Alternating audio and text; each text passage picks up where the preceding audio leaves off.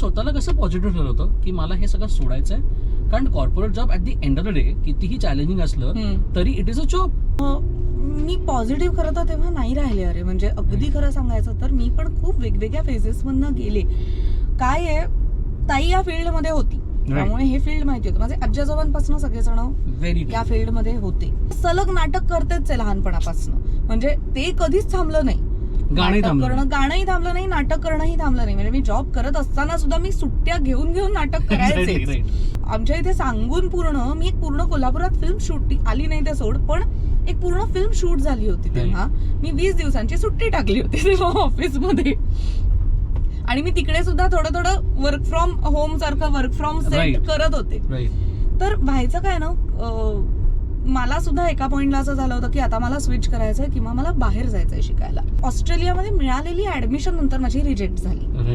So मी सुद्धा विचित्र फेजमध्ये होते की मला आता जॉबही चेंज करायचा आहे. या सारेच्या आधी सुद्धा मला 2दा सिरियलसाठी विचारून झालं होतं. तेव्हा इथे नोटीस पिरियड द्यावा लागेल, सगळं करावं लागेल आणि मग मी येईन.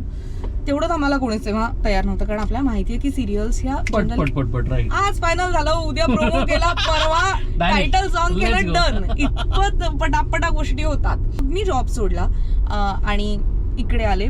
पण मला अनेकदा, म्हणजे आता पहिली सिरियल जेव्हा संपली, लवकर संपली तशी सिरियल, एका वर्षात संपली. सो मला तेव्हा असं झालं होतं की अरे बापरे, आपण चूक केली का जॉब सोडून.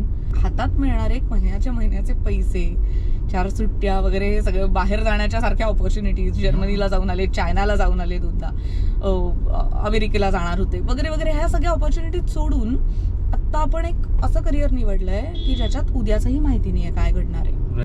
मला चांगल्या गोष्टी होण्यासाठी नेहमी माझ्या आयुष्यात वेळ गेलेला आहे, पण त्या गेलेल्या वेळानंतर मला खरंच खूप चांगल्या गोष्टी मिळाल्या आहेत. गाणी, काही संतांच्या अनेक गोष्टी, अनेक अभंग हे मला मोटिवेट करतात. मला एका पॉइंटला असं वाटतंच की आपण हे सगळं नक्की कशासाठी करतोय.